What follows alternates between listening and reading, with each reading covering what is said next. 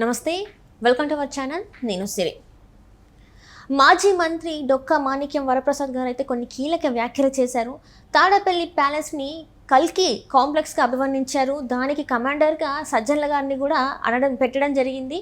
So అక్కడే TDP ప్రభుత్వానికి వ్యతిరేకంగా అక్కడ కుట్రలు పన్నుతున్నారని, చంద్రబాబు నాయుడు గారి ప్రభుత్వానికి అడ్డంకులు తెచ్చేలాగా అక్కడ అన్ని కార్యకలాపాలు జరుగుతున్నాయని చెప్పేసి అయితే తను వ్యాఖ్యానించడం జరిగింది. అసలు ఏం జరుగుతుంది ఏంటి అనేది మనకి వివరించడానికి మనతో పాటు ఉన్నారు ప్రముఖ సీనియర్ జర్నలిస్ట్ డివిఎస్ గారు. నమస్కారం సార్. నమస్తే సార్. ఇప్పుడు చూస్తుంటే మాజీ మంత్రి డొక్కా మాణిక్య వరప్రసాద్ గారు అయితే కొన్ని కీలక వ్యాఖ్యలు చేశారు.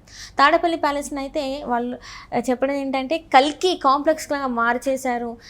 చంద్రబాబు నాయుడు గారి ప్రభుత్వానికి వ్యతిరేకంగా అక్కడ కొన్ని కార్యకలాపాలు చేస్తున్నారు, కుట్రలు పన్నుతున్నారు, హత్యలే కావచ్చు, అది దేని అక్కడ నుంచెల్లే స్టార్ట్ అవుతున్నాయి, అక్కడే ప్లాన్ చేస్తున్నారు ప్రతిదీ అని చెప్పేసి అయితే మరి వార్తలు వస్తున్నాయి.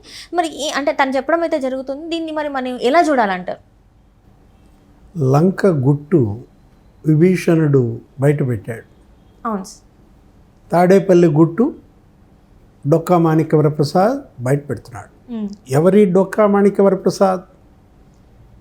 నిన్నటిదాకా వైఎస్ఆర్ కాంగ్రెస్ పార్టీలో ఉన్నాయన. గుంటూరు జిల్లా వైసీపీ అధ్యక్షుడు, మాజీ మంత్రి, ఎమ్మెల్యే, ఎమ్మెల్సీ డొక్కా మాణిక్య వరప్రసాద్ చెప్పాడంటే మరి నిజమే. ఎందుకంటే నిన్నటిదాకా తాడేపల్లి ప్యాలెస్కి వెళ్ళేవాడు ఆయన. నిన్నటిదాకా సజ్జల జగన్మోహన్ రెడ్డితో తిరిగిన డొక్కా మాణిక్య వరప్రసాద్ అబద్ధాలు ఎందుకు చెప్తారు? ఏంటది? కల్కి కాంప్లెక్స్, తాడేపల్లి ప్యాలెస్ కల్కి ప్యాలెస్గా మరి నా సినిమానా ఇది? కల్కి సినిమాలో కమల్ హాసన్ సుప్రీం, అక్కడ మరి సజ్జల రామకృష్ణారెడ్డి కమాండరా. చంద్రబాబు ప్రభుత్వాన్ని అస్థిరపాలు చేసే కుట్రలు, కూటమి ప్రభుత్వానికి వ్యతిరేకంగా కుతంత్రాలు, గత 50 రోజులుగా అడపాదడప అక్కడక్కడ హత్యలు, ఏంటి అత్యాచారాలు, చిన్నపిల్లల మీద కూడా అఘాయిత్యాలు, గంజాయి మత్తులో రేపులు చేయడం, ఇవి పెరుగుతున్నాయి. గతంలో కూడా హోమ్ మినిస్టర్ వీటిపైన అనుమానం వ్యక్తం చేశారు. ఎవరు? అనిత.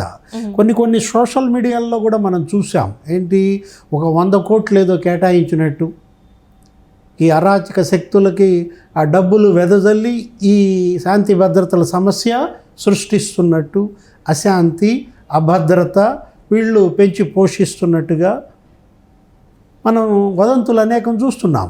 ఇక్కడ సోషల్ మీడియాలో కూడా 100 కోట్లు ఇవ్వడం ఏంటి? అరాచక శక్తులు ఈ పనుల కోసం అంటే ఏదో రకంగా ఇక్కడ లా అండ్ ఆర్డర్ దెబ్బతీయాలి. ఆంధ్రప్రదేశ్లో లా అండ్ ఆర్డర్ బాగుంటే చంద్రబాబు పెట్టుబడులు తీసుకొస్తున్నాడు, పారిపోయిన కంపెనీలు మళ్ళా వెనక్కి వస్తున్నాయి. మొన్న మనం చూసాం, ఏది బీపీసీఎల్ మచిలీపట్నం వచ్చారు ఆయిల్ రిఫైనరీ పెట్టడానికి, మరి 70,000 కోట్ల పెట్టుబడులు. మొన్న కేంద్ర ప్రభుత్వం తొలి బడ్జెట్లోనే మనం చూసాం 64,000 కోట్లు ఇచ్చింది. ఏది అమరావతికి 15,000 కోట్లు ఇచ్చారు. Amaravati ring road, inner ring రోడ్డుకి దగ్గర 25,000 కోట్లు ఇస్తున్నట్టున్నారు. మళ్ళా హైవేల నిర్మాణం, రైల్వే లైన్లకు ఒక 9,000 కోట్లు ఏమో మంజూరు చేశారు. అటు ఇండస్ట్రియల్ క్యారిడార్లు, ఆ 2 చోట్ల 2 క్యారిడార్లలో 2 నోడ్ల అభివృద్ధి, వెనకబడిన జిల్లాలతో పాటు ప్రకాశం జిల్లాను కూడా చేర్చి దానికి కూడా నిధులు ఇస్తామన్నారు, ప్రత్యేక ప్యాకేజీ. ఇట్లా మరి అంతా మంచి జరుగుతున్న నేపథ్యంలో ఏదో రకంగా చెడు చేయాలనా, ముఖ్యమంత్రి చంద్రబాబు స్పీడ్కి బ్రేక్లు వేయాలనా? మొన్న చూసావు ఎక్కడ వినుకొండలో మర్డర్, రౌడీ షీటర్ల మధ్య జరిగిన ఘర్షణ. ఎవరు? ఆ జిలానీ అనేవాడు ఆ రషీద్ని చంపేశాడు. ఇప్పుడు జగన్మోహన్ రెడ్డి ఏం చేశాడు? రషీద్ కుటుంబాన్ని ఒక్కడనే పరామర్శించారు, జిలానీ కుటుంబాన్ని కూడా పరామర్శించాలి. ఎందుకని అని నువ్వు అడుగుతావు. ఎందుకనంటే చంపినాడు, చచ్చిపోయినాడు, ఇద్దరు ఒకే పార్టీ కాబట్టి. మరి అతను కూడా నీ పార్టీలోనే ఉన్నాడు కదా నిన్నటిదాకా. ఎన్నికల ముందే వేరే పార్టీ మారితే మారు ఉండొచ్చు. ఇద్దరూ వైఎస్ఆర్ కాంగ్రెస్ పార్టీలోనే పనిచేశారు. వాళ్ళిద్దరినీ పెంచింది పోషించింది కూడా వైసీపీయే.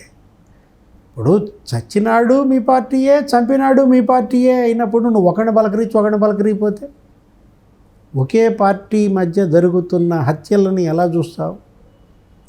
ఆర్థిక వివాదాలతో జరుగుతున్న హత్యల. తెలుగుదేశం వేరే పార్టీ వాళ్ళు చంపితే అది రాజకీయ హత్యగా మనం చూస్తాం. సరే, అది తీసే వినుకొండ మర్డర్. మరి అది ఏది నిన్నే జరిగింది. నంద్యాల జిల్లాలో సీతారాంపురంలో ఒక మర్డర్ జరిగింది.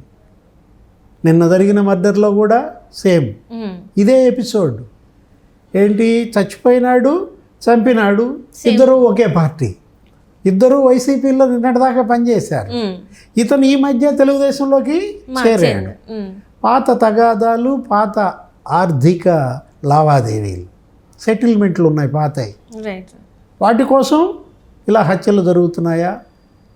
లేదు, వీళ్ళే అరాచక శక్తుల్ని రెచ్చగొడుతున్నారా, ప్రోత్సహిస్తున్నారా? మనం చూస్తున్నాం. సాక్షి మీడియాలో, సాక్షి పేపర్లో 2-3 పేజీలు దీనికే. జగ్గైపేటలో దాడి అంటారు, అక్కడ భూమి కబ్జా అంటారు, ఇక్కడ ఈ అంగన్వాడీకి బెదిరింపులు అంటారు, వాళ్ళు ఏదో విషం తాగారంటారు.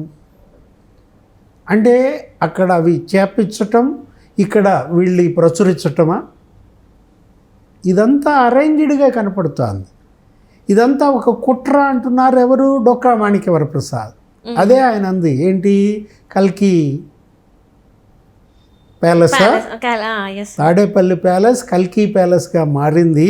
కమాండర్ సజ్జల రామకృష్ణారెడ్డి ఈ కుట్రలు, కుతంత్రాలు, ఎక్కడెక్కడ ఏవే పనులు చేయాలి, ఏ జిల్లాలో ఏ నియోజకవర్గంలో ఏం చేయాలి అనేది టార్గెట్లు పెట్టి బడ్జెట్లు ఇచ్చి మరీ విధ్వంసాలకి, హింసకి పాల్పడుతున్నారని డొక్కా మాణిక్య వరప్రసాద్ చేసిన ఆరోపణలు చాలా తీవ్రమైనవి.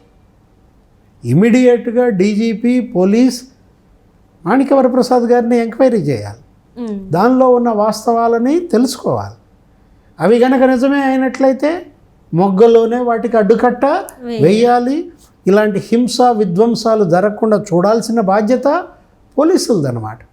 సజ్జల రామకృష్ణారెడ్డి అయితే అతన్ని పిలిపించాలి. ఉన్నాడా సజ్జల? జంప. ఎందుకంటే అందరూ జంప్ జిల్లానీలే. ఈ మధ్య ఎవ్వరు అంతు లేరు, పత్తా లేకుండా పోయారు. వాళ్ళ అబ్బాయి కూడా లేడు అనుకుంటా, సజ్జల భార్గవరావు. ఎక్కడో ఉండి ట్వీట్లు పెడుతున్నట్టున్నాడు అప్పుడప్పుడు, అడపా దడప.